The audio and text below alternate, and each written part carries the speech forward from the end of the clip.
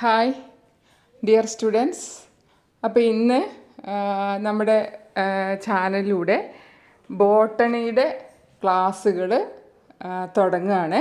അതായത് കുറേ കുട്ടികൾ സുവോളജി ഫോക്കസ് ഏരിയയുടെ ക്ലാസ് ഇട്ടപ്പോൾ ബോട്ടണിയുടെ ക്ലാസ് ഇടുമോ കിട്ടുമോ എന്നൊക്കെ ചോദിച്ചിരുന്നു. അപ്പോൾ അതുകൊണ്ട് തന്നെ നിങ്ങൾ ഒരുപാട് പേരുടെ റിക്വസ്റ്റ് മാനിച്ചുകൊണ്ട് നമ്മൾ ബോട്ടണിയുടെ ഫോക്കസ് ഏരിയയെ അടിസ്ഥാനമാക്കിയുള്ള ക്ലാസ്സുകൾ ഇന്നത്തെ ഈ ഒരു ക്ലാസ്സോട് കൂടി സ്റ്റാർട്ട് ചെയ്യുകയാണ്. അപ്പോൾ തീർച്ചയായിട്ടും നിങ്ങൾ ക്ലാസ്സുകൾ മുഴുവനായിട്ട് കാണുക, നിങ്ങളുടെ ഫ്രണ്ട്സിനൊക്കെ ഷെയർ ചെയ്ത് കൊടുക്കുക, ലൈക്ക് ചെയ്യുക, കമൻറ്റ് ചെയ്യുക. നിങ്ങളുടെ കമൻറ്റുകളും നിങ്ങളുടെ അഭിപ്രായങ്ങളും തീർച്ചയായിട്ടും വാല്യുബിളാണ്.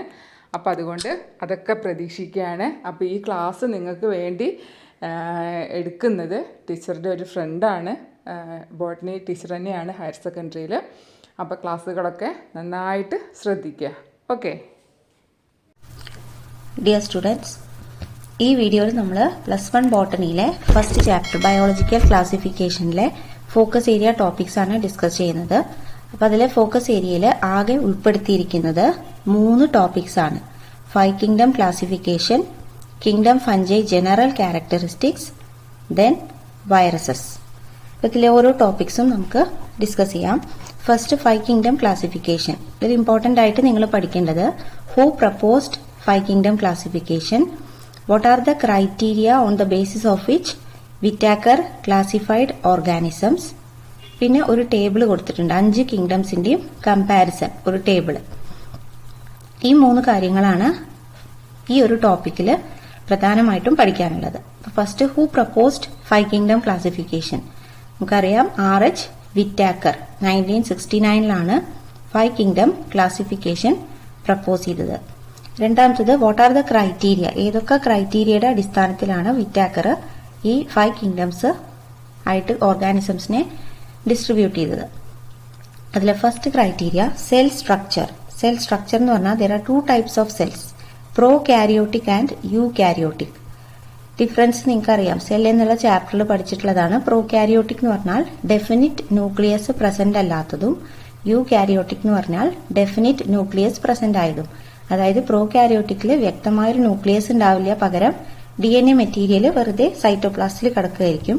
അതേസമയം യൂകാരിയോട്ടിക്കിൽ DNA ചുറ്റും ഒരു ന്യൂക്ലിയർ മെംബ്രെയിൻ ഉണ്ടായിരിക്കും, ഒരു ഡെഫിനിറ്റ് ഓർഗനൽ ആയിട്ടാണ് കാണപ്പെടുക. അപ്പൊ 2 ടൈപ്പുള്ള സെൽസും ഓർഗാനിസംസിൽ കാണാം. അപ്പൊ ഫസ്റ്റ് ക്രൈറ്റീരിയ ഓർഗാനിസത്തിലെ സെല്ലുകൾ പ്രോകാരിയോട്ടിക് ആണോ യൂകാരിയോട്ടിക് ആണോ എന്ന് നോക്കുക എന്നുള്ളതാണ്. രണ്ടാമത്തെ ക്രൈറ്റീരിയ താലസ് ഓർഗനൈസേഷൻ. ഈ ഓർഗാനിസത്തിന്റെ ബോഡി, ആ ബോഡിയിൽ എത്ര സെൽസ് ഉണ്ട്, ബോഡി യൂണിസെല്ലുലാർ ആണോ മൾട്ടി സെല്ലുലാർ ആണോ. നമുക്കറിയാം അമീബ, ബാക്ടീരിയ, പാരാമീസിയം ഇങ്ങനെയുള്ള ഓർഗാനിസംസ് എല്ലാം യൂണിസെല്ലുലാർ ആണ്. That is there body is made up of A single cell. അതേസമയം മൾട്ടി സെല്ലുലാർ ഓർഗാനിസംസും ഉണ്ട്. ബോഡിയിൽ 2 2 കൂടുതലോ സെൽസ് ഉള്ള ഓർഗാനിസംസ് ആണ് മൾട്ടി സെല്ലുലാർ ഓർഗാനിസംസ്. അപ്പൊ രണ്ടാമത്തെ ക്രൈറ്റീരിയ ബോഡിയുടെ organisation, whether the body is unicellular or multi cellular, അല്ലെങ്കിൽ whether the organism is unicellular or multi cellular. അതാണ് second criteria. Third criteria mode of nutrition. Mode of nutrition എന്ന് പറഞ്ഞാൽ എങ്ങനെയാണ് ഇവരുടെ nutrients ഇവർക്ക് കിട്ടുന്നത്. 2 ടൈപ്പ് ന്യൂട്രീഷൻ ഉണ്ട്, autotrophic and heterotrophic.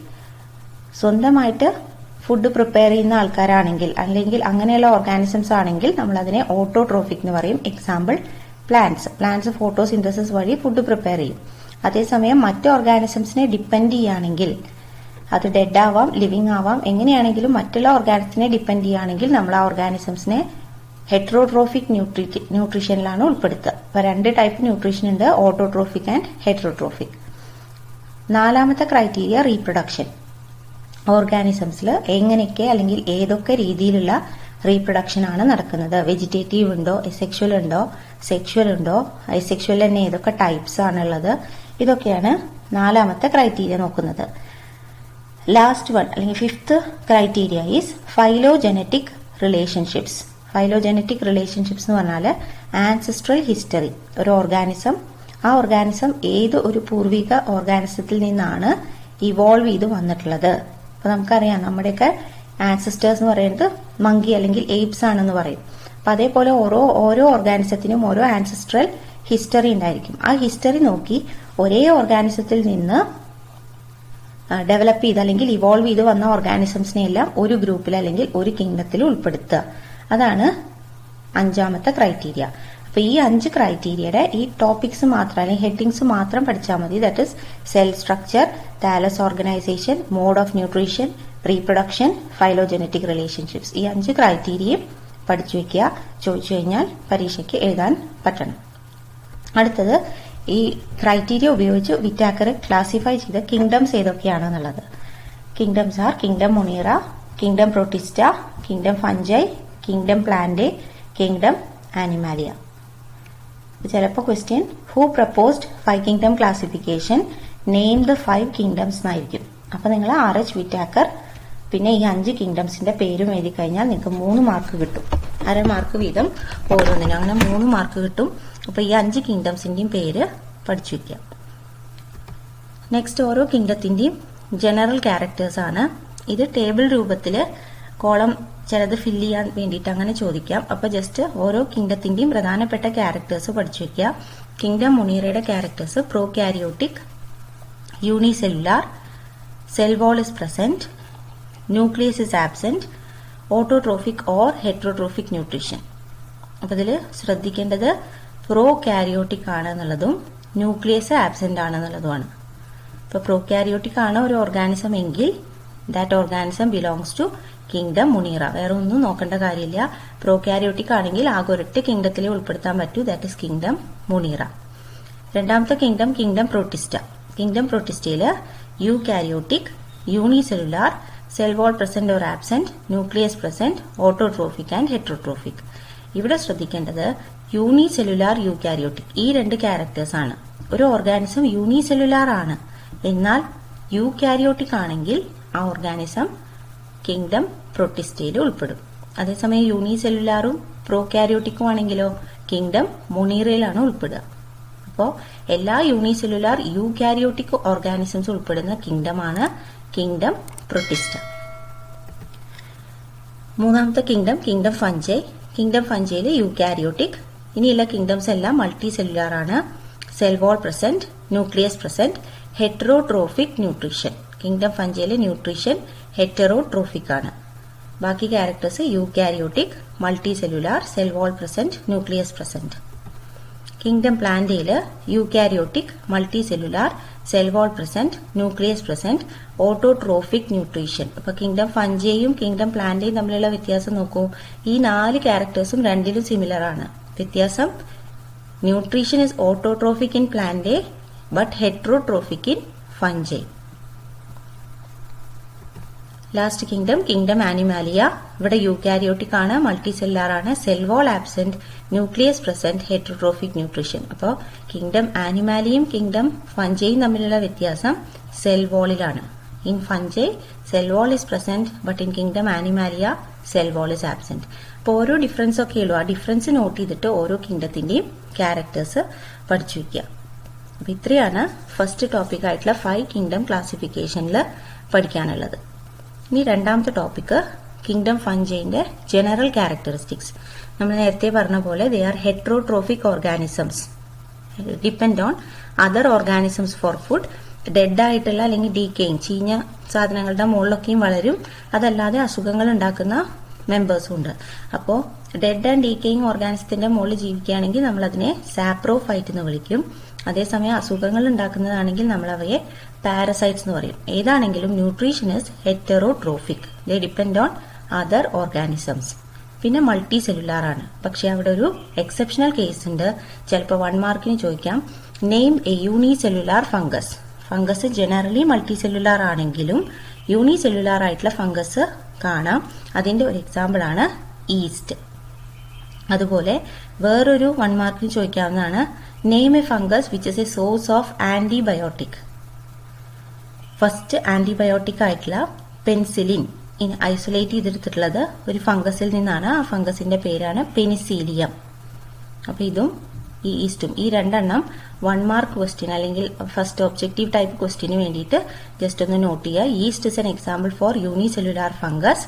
Penicillium is an example for A fungus which is a source of antibiotic. പിന്നെ ഫംഗസിന്റെ structure of fungus നമുക്കറിയാം microscopic ആണ്, പക്ഷെ അവരുടെ body is made up of long thread like structures. നീണ്ട നാര് പോലെ അല്ലെങ്കിൽ നൂല് പോലെ ഇങ്ങനെ ഉള്ള സ്ട്രക്ചർ ആയിരിക്കും. സാധാരണ സെല്ല് പോലെ വട്ടത്തിലോ ചതുരത്തിലോ ഒന്നുമില്ല കാണുക, നീളത്തിലാണ് ഫംഗൽ സെല്ല് കാണുക. അങ്ങനെ നീളത്തിലുള്ള ബോഡീനെ വിളിക്കുന്ന പേരാണ് ഹൈഫ. ഈ ഹൈഫെ 2 ടൈപ്പ് ഉണ്ട്, aseptate or coenocytic hyphae and septate hyphae. 2 type hyphae, aseptate and septate. സെപ്റ്റേറ്റിന്റെ വേറൊരു പേരാണ് സീനോസിറ്റിക് ഹൈഫെ. അപ്പൊ ഇവിടെ നിങ്ങൾക്ക് കാണാം സെപ്റ്റേറ്റ് ഹൈഫയും എസെപ്റ്റേറ്റ് ഹൈഫയും. ഇതില് ഈ ഓരോ ന്യൂക്ലിയസിനെയും, ഈ ഡോട്ട് കാണിച്ചിരിക്കുന്നത് ഓരോ ന്യൂക്ലിയസ് ആണ്, ഓരോ ന്യൂക്ലിയസിനെയും തൊട്ടടുത്ത ന്യൂക്ലിയസിൽ നിന്ന് വേർതിരിക്കുന്ന ഒരു ക്രോസ് വാൾ അല്ലെങ്കിൽ സെപ്റ്റ പ്രസന്റ് ആണെങ്കിൽ നമ്മൾ ആ ഹൈഫേനെ സെപ്റ്റേറ്റ് ഹൈഫ എന്ന് വിളിക്കും. അതേസമയം അങ്ങനെ ഒരു ക്രോസ് വാൾ ഒന്നും ഇല്ല, അതുപോലെ ന്യൂക്ലിയസ് ഫ്രീ ആയിട്ട് ഇങ്ങനെ സൈറ്റോപ്ലാസ്റ്റിൽ കിടക്കുകയാണെന്നുണ്ടെങ്കിൽ നമ്മൾ ആ ഹൈഫേനെ എ സെപ്റ്റേറ്റ് ഹൈഫ എന്ന് വിളിക്കും, A septate or coenocytic hyphae. ഇനി കുറെ ഹൈഫെ ഗ്രൂപ്പായിട്ട് കാണുകയാണെന്നുണ്ടെങ്കിൽ നമ്മൾ ആ ഗ്രൂപ്പിനെ വിളിക്കുന്ന പേരാണ് മൈസീലിയം. ഇപ്പൊ സെല്ലിനെ നമ്മൾ പറയും, സെല്ല് ഗ്രൂപ്പായി കഴിഞ്ഞാൽ നമ്മൾ അതിനെ ടിഷ്യൂ എന്ന് വിളിക്കും. അതേപോലെ ഫംഗസില് ഹൈഫയുടെ ഗ്രൂപ്പിനെ വിളിക്കുന്ന പേരാണ് മൈസീലിയം. പിന്നെ ഫംഗസിന് സെൽ വാൾ പ്രസന്റ് ആണെന്ന് പറഞ്ഞു. ആ സെൽ വാൾ ഫോം ചെയ്തിരിക്കുന്നത് കൈറ്റിൻ എന്ന് പറയുന്ന ഒരു സബ്സ്റ്റൻസ് കൊണ്ടാണ്. ഇതും 1 മാർക്കിന് ചോദിക്കാവുന്ന ഒരു ക്വസ്റ്റ്യൻ ആണ്. Fungal cell wall is made up of dash. ഇപ്പൊ കൈറ്റിൻ ആൻഡ് പോളിസാക്കറൈഡ്സ് ഉണ്ട്, എന്നാലും കൈറ്റിൻ ആണ് അവിടെ പ്രധാനപ്പെട്ട കമ്പോണന്റ്. നെക്സ്റ്റ് ന്യൂട്രീഷൻ, നേരത്തെ പറഞ്ഞ പോലെ സാപ്രോഫൈറ്റ്സും പാരസൈറ്റ്സും ഉണ്ട്. ഇത് കൂടാതെ മൂന്നാമത്തെ ഒരു കാറ്റഗറി സിംബയോൺസ് എന്ന് പറഞ്ഞ മൂന്നാമത്തെ ഒരു കാറ്റഗറി ന്യൂട്രീഷൻ കൂടി നമുക്ക് ഫംഗസിൽ കാണാം. അതിന്റെ എക്സാമ്പിൾസ് ആണ് ലൈക്കൻസ് ആൻഡ് മൈക്കോറൈസേ. ലൈക്കൻസില് ഫംഗസ് ആൽഗയുടെ കൂടെ കാണപ്പെടും. ഫംഗസും ആൽഗയും കൂടി ഒരുമിച്ച് പരസ്പരം സഹായിച്ച് ഒറ്റ ഓർഗാനിസം പോലെ ജീവിക്കും. അപ്പൊ നമ്മൾ ആ ഓർഗാനിസത്തിനെ വിളിക്കുന്ന പേരാണ് ലൈക്കൻസ്. പിന്നെ ഫംഗസ് ഹയർ പ്ലാന്റ്സിന്റെ റൂട്ടിൽ അസോസിയേറ്റ് ചെയ്ത് ജീവിക്കുകയാണെങ്കിൽ നമ്മൾ അവയെ വിളിക്കുന്ന പേരാണ് മൈക്കോറൈസ. ഇതും 1 മാർക്കിന് ചോദിക്കാവുന്ന ഒരു ക്വസ്റ്റ്യൻ ആണ്. അപ്പൊ ഇവിടെ എങ്ങനെയാണ്, സാപ്രോഫൈറ്റും അല്ല പാരസൈറ്റും അല്ല. സാപ്രോഫൈറ്റ് ആണെങ്കിൽ ഡെഡ് ഓർഗാനിക് മാറ്ററിന്റെ മുകളിൽ ജീവിക്കണം, പക്ഷെ ഇവിടെ ഡെഡ് അല്ല, ലിവിംഗ് ആണ്. ആൽഗയും ലിവിംഗ് ആണ്, ഹയർ പ്ലാന്റും ലിവിംഗ് ആണ്. പാരസൈറ്റ് ആണെങ്കിൽ depend on living plants and animals, but അസുഖങ്ങൾ ഉണ്ടാക്കണം. പക്ഷെ ഇവിടെ ലൈക്കനിലും മൈക്കോറൈസയിലും ഒരു അസുഖം ഉണ്ടാക്കണമെങ്കിൽ ആൽഗയിലും ഹയർ പ്ലാന്റ്സിലും ഒരു ദോഷവും വരുത്താതെ ഫംഗസ് അതിന്റെ കൂടെ സഹകരിച്ച് ജീവിക്കുന്നത് കാരണം നമ്മൾ ആ ടൈപ്പ് ഓഫ് ന്യൂട്രീഷനെ സിംബയോട്ടിക് ന്യൂട്രീഷൻ അല്ലെങ്കിൽ സിംബയോണ്ട് എന്ന് വിളിക്കും. അപ്പോൾ ഈ 2 എക്സാമ്പിൾസ് നോട്ട് ചെയ്ത് വെക്കുക. ലൈക്കൻസ്, ആൽഗ ആൻഡ് ഫംഗസ് തമ്മിലുള്ള അസോസിയേഷൻ, മൈക്കോറൈസ ഫംഗസും ഹയർ പ്ലാന്റ്സിന്റെ റൂട്ടും തമ്മിലുള്ള association. Next reproduction in fungi. ഫംഗസിലെ റീപ്രൊഡക്ഷൻ 3 ടൈപ്പ് റീപ്രൊഡക്ഷൻ കാണാം, sexual, asexual and vegetative method. Vegetative മെത്തേഡിൽ 3 ടൈപ്പ് ഉണ്ട്, ഫ്രാഗ്മെന്റേഷൻ, ഫിഷൻ, ബഡ്ഡിംഗ്.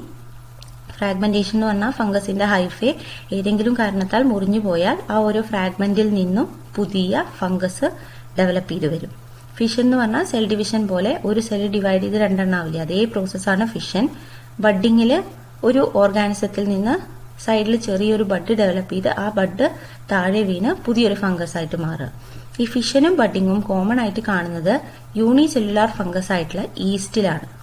അതേസമയം ഫ്രാഗ്മെന്റേഷൻ ഹയർ ഫംഗസിൽ കാണാം, മൾട്ടി സെല്ലുലാർ ആയിട്ടുള്ള ഫംഗസിൽ കാണാം. ഫിഷനും ബഡ്ഡിങ്ങും കാണുന്നത് യൂണിസെല്ലുലാർ ആയിട്ടുള്ള ഈസ്റ്റിലാണ്. സെക്കൻഡ് മെത്തേഡാണ് എസെക്ഷുവൽ മെത്തേഡ്. എസെക്ഷുവൽ മെത്തേഡ് നടക്കുന്നത് സ്പോർ ഫോർമേഷൻ വഴിയാണ്. എസെക്ഷുവൽ മെത്തേഡിലൂടെ സ്പൊറാഞ്ചിയ എന്ന് പറയുന്ന സ്ട്രക്ചറിനകത്ത് കുറെ സ്പോർസ് ഉണ്ടാവും. ആ സ്പോർസ് ഓരോ ഫംഗസിലും ഓരോ പേരിലാണ് അറിയപ്പെടുക. ചിലതിൽ കൊണീഡിയ എന്ന് പറയും, ചിലതിൽ സ്പൊറാഞ്ചിയോസ്പോർ എന്ന് പറയും, ചിലതിൽ സൂസ്പോർ എന്ന് പറയും. ജസ്റ്റ് അതിന്റെ ഫോർമേഷന്റെ അടിസ്ഥാനത്തിലാണ് ഈ ഓരോ പേരുകൾ വന്നിരിക്കുന്നത്. സൂസ്പോർ എന്ന് പറഞ്ഞാൽ അതിന് ഫ്ലജെല്ല ഉണ്ടാവും, അതുകൊണ്ടാണ് അതിനെ സൂസ്പോർ എന്ന് പറയുന്നത്. സ്പൊറാഞ്ചിയോസ്പോർ എന്ന് പറഞ്ഞാൽ സ്പൊറാഞ്ചിയ എന്ന് പറയുന്ന ഒരു ഫ്ലാസ്ക് ഷേപ്ഡ് സ്ട്രക്ചറിനകത്തായിരിക്കും ഉണ്ടാവുക, അതുകൊണ്ടാണ് സ്പൊറാഞ്ചിയോസ്പോർ എന്ന് പറയുന്നത്. കൊണീഡിയോസ്പോർ എന്ന് പറഞ്ഞാൽ ഒരു സ്ട്രക്ചറിന്റെ അകത്തല്ല, പുറത്താണ് ഡെവലപ്പ് ചെയ്യുക, അപ്പൊ നമ്മൾ അതിനെ കൊണീഡിയ എന്ന് പറയും.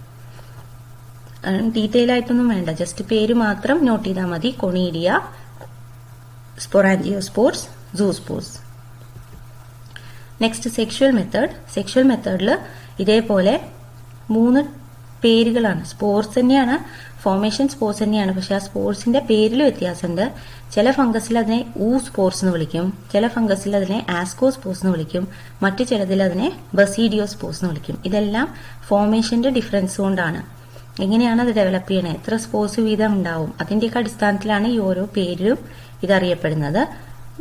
അപ്പൊ നിങ്ങൾ പഠിക്കേണ്ടത് സെക്ഷുവൽ മെത്തേഡും it is by means of spores like oospores, ascospores or basidiospores, and all these spores are formed in structures called fruiting bodies. ഒരു ഫ്രൂട്ടിംഗ് ബോഡി എന്ന് പറഞ്ഞ ഒരു സ്ട്രക്ചർ. അപ്പൊ കൂണില്ലേ, കൂണ് നമ്മൾ കാണുന്ന ആ സ്ട്രക്ചറാണ് അതിന്റെ ഫ്രൂട്ടിംഗ് ബോഡി. അതിലാണ് സ്പോർസ് ഡെവലപ്പ് ചെയ്യുക. സാധാരണഗതിയിൽ ഫംഗസിനെ നമുക്ക് കാണാൻ പറ്റില്ല, അത് മൈക്രോസ്കോപ്പിക് ആണ്. പക്ഷെ ഫംഗസിന്റെ ഫ്രൂട്ടിംഗ് ബോഡി നമുക്ക് കാണാൻ പറ്റും. അപ്പോൾ വലുതായിരിക്കും. അതായത് ഫംഗസിനെ കമ്പയർ ചെയ്യുമ്പോൾ സ്ട്രക്ചർ വലുതായിരിക്കും. ആ ഫ്രൂട്ടിംഗ് ബോഡിയുടെ അകത്തായിരിക്കും സ്പോർസ് ഡെവലപ്പ് ചെയ്യുക. ഇനി ഫംഗസിൽ സെക്ഷുവൽ റീപ്രൊഡക്ഷൻ നടക്കുന്നത് 3 സ്റ്റെപ്സിലാണ്. First step is plasmogamy, second step is karyogamy and third step is meiosis. ഇത് എളുപ്പമാണ്. ഇപ്പൊ രണ്ട് ഫംഗസിന്റെ ഹൈഫേകൾ തമ്മിൽ അടുത്തേക്ക് വരും. അടുത്തേക്ക് വന്ന 2 ഫംഗസിന്റെയും ഹൈഫേകൾ ജോയിൻ ചെയ്യുന്ന ഭാഗത്ത് ഫ്യൂസ് ചെയ്തിട്ട് അതിനകത്തുള്ള പ്രോട്ടോപ്ലാസം മൊത്തമായിട്ടും ഒന്നായിട്ട് മാറും. ആ ഒരു പ്രോസസ്സിനെയാണ് നമ്മൾ പ്ലാസ്മോഗമി എന്ന് പറയാം. That is the first step in sexual reproduction. അപ്പൊ fusion of protoplasm takes place. 2 വ്യത്യസ്ത ഹൈഫേകളുടെ പ്രോട്ടോപ്ലാസം തമ്മിൽ ഫ്യൂസ് ചെയ്യുന്ന പ്രോസസ്സാണ് ഫസ്റ്റ് സ്റ്റെപ്പ് ആയിട്ടുള്ള പ്ലാസ്മോഗമി. ഇനി ഇങ്ങനെ ഫ്യൂസ് ചെയ്തിട്ടുള്ള പ്രോട്ടോപ്ലാസത്തിൽ 2 വ്യത്യസ്ത ഹൈഫേ എന്നുള്ള 2 ന്യൂക്ലിയസുകൾ ഉണ്ടാവും.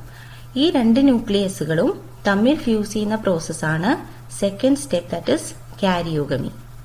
അപ്പൊ ആദ്യത്തെ സ്റ്റെപ്പിൽ ഫ്യൂഷൻ ഓഫ് പ്രോട്ടോപ്ലാസം നടന്നു, പക്ഷെ ന്യൂക്ലിയസ് തമ്മിൽ ഫ്യൂസ് ചെയ്തിട്ടില്ല, അവ രണ്ടും സെപ്പറേറ്റ് ആയി കിടക്കുകയാണ്. രണ്ടാമത്തെ സ്റ്റെപ്പ് കാരിയോഗമിയിൽ ന്യൂക്ലിയസുകൾ ഫ്യൂസ് ചെയ്യും. ഇനി മൂന്നാമത്തെ സ്റ്റെപ്പിൽ ഈ ഫ്യൂസ്ഡ് ന്യൂക്ലിയസിന്റെ മിയോസിസ് ആണ് നടക്കുക. മിയോസിസ് എന്തിനു വേണ്ടിയിട്ടാണ്? ക്രോമസോം നമ്പർ റെഡ്യൂസ് ചെയ്യാൻ വേണ്ടി. 2 ന്യൂക്ലിയസ് ഫ്യൂസ് ചെയ്തപ്പോൾ ഇപ്പൊ ക്രോമസോം നമ്പർ ഡബിൾ ആയിട്ടുണ്ട്. ആ ഡബിളായ ക്രോമസോം നമ്പറിനെ റെഡ്യൂസ് ചെയ്ത് പകുതിയാക്കാൻ, അല്ലെങ്കിൽ നേരത്തെ ഫംഗസിന്റെ ക്രോമസോം നമ്പർ എന്തായിരുന്നു അതന്നെ ആക്കാൻ വേണ്ടിയിട്ടുള്ള പ്രോസസ്സാണ് മിയോസിസ്. അപ്പോൾ സ്റ്റെപ്സ് ഇൻ സെക്ഷുവൽ റീപ്രൊഡക്ഷൻ 3 സ്റ്റെപ്പിന്റെ പേര് പഠിക്കുക: പ്ലാസ്മോഗമി, കാരിയോഗമി ആൻഡ് മിയോസിസ്. ഇനി ചില ഫംഗസില് ഫോർ എക്സാമ്പിൾ ആസ്കോമൈസീഡ്സ് അതുപോലെ ബസീഡിയോമൈസീഡ്സ്, ഈ 2 ക്ലാസ്സില് പ്ലാസ്മോഗമിയുടെ തൊട്ടു പിന്നാലെ കാരിയോഗമി നടക്കില്ല. അതായത് പ്രോട്ടോപ്ലാസം ഫ്യൂസ് ചെയ്യും, പക്ഷെ അതിനകത്തുള്ള 2 സെപ്പറേറ്റ് ന്യൂക്ലിയസ് കുറച്ചു നേരം അല്ലെങ്കിൽ കുറച്ചു കാലം കൂടി അതുപോലെ ഫ്യൂസ് ചെയ്യാതെ സെപ്പറേറ്റ് ആയിട്ട് തന്നെ നിൽക്കും. അപ്പൊ അങ്ങനെ ഒരു സെല്ലിനകത്ത് 2 ന്യൂക്ലിയസ് പ്രസന്റ് ആയിരിക്കും. അത്തരം സെല്ലിനെ വിളിക്കുന്ന പേരാണ് ഡൈകാരിയോൺ. In ascomycetes and basidiomycetes, plasmogamy is not immediately followed by karyogamy. പ്ലാസ്മോഗമിയുടെ തൊട്ടു പിന്നാലെ കാരിയോഗമി നടക്കില്ല. In such cases 2 nuclei occur in a single cell. ഒരു സെല്ലിനകത്ത് അപ്പൊ എത്ര ന്യൂക്ലിയസ് ഉണ്ടാവും? 2 ന്യൂക്ലിയസ് ഉണ്ടാവും. Such a cell is called dikaryon. അങ്ങനെയുള്ള ഒരു സെല്ലിനെ വിളിക്കുന്ന പേരാണ് dikaryon. And the phase is called dikaryophase. ആ അവസ്ഥയെ വിളിക്കുന്ന പേരാണ് ഡൈകാരിയോഫേസ്. എല്ലാ ഫംഗസിലും അല്ല, ആസ്കോമൈസീഡ്സിലും ബസീഡിയോമൈസീഡ്സിലും ഉൾപ്പെടുന്ന മെമ്പേഴ്സിലാണ് ഈ ഡൈകാരിയോഫേസ് അല്ലെങ്കിൽ ഡൈകാരിയോൺ കാണപ്പെടുന്നത്. ഇത്രയും മനസ്സിലായിട്ടുണ്ടാവുമെന്ന് വിചാരിക്കുന്നു. ഇനി മൂന്നാമത്തെ ടോപ്പിക്കാണ് വൈറസസ്. വൈറസസിനെ കുറിച്ച് ഇപ്പൊ നമുക്ക് എല്ലാവർക്കും അറിയാം. വൈറസസ് ഒരു പ്രത്യേക തരം ഓർഗാനിസം ആണ്. ഓർഗാനിസം എന്നും പറയാൻ പറ്റില്ല, they are living or non living. അതന്നെ ഒരു തർക്കത്തിലുള്ള വിഷയമാണ്. Viruses are acellular organisms. യൂണിസെല്ലുലാറും അല്ല, മൾട്ടി സെല്ലുലാറും അല്ല, സെല്ലേ ഇല്ലാത്ത ഒരു ഓർഗാനിസമാണ് വൈറസുകൾ.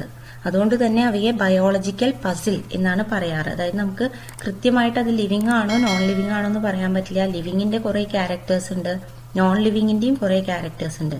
പക്ഷേ ഒരു ലിവിങ് ഓർഗാനിസത്തിന്റെ അകത്തെത്താതെ വൈറസ് ഒരിക്കലും ആക്റ്റീവ് അല്ല. It is inactive outside A living cell. ഇപ്പൊ മനുഷ്യ ശരീരത്തിലോ അല്ലെങ്കിൽ ഒരു പ്ലാന്റിലോ അല്ലെങ്കിൽ ഒരു ആനിമലിലോ കടന്നുകൂടിയാൽ മാത്രമേ വൈറസിന് ആക്റ്റീവ് ആവാൻ പറ്റൂ. അല്ലാത്തടത്തോളം അത് ഇനാക്റ്റീവ് ആയിരിക്കും. ഇനി they are obligate parasites. Parasites ആയിട്ട് മാത്രം ജീവിക്കാൻ പറ്റുന്ന ഒരു ഗ്രൂപ്പാണ് വൈറസസ്.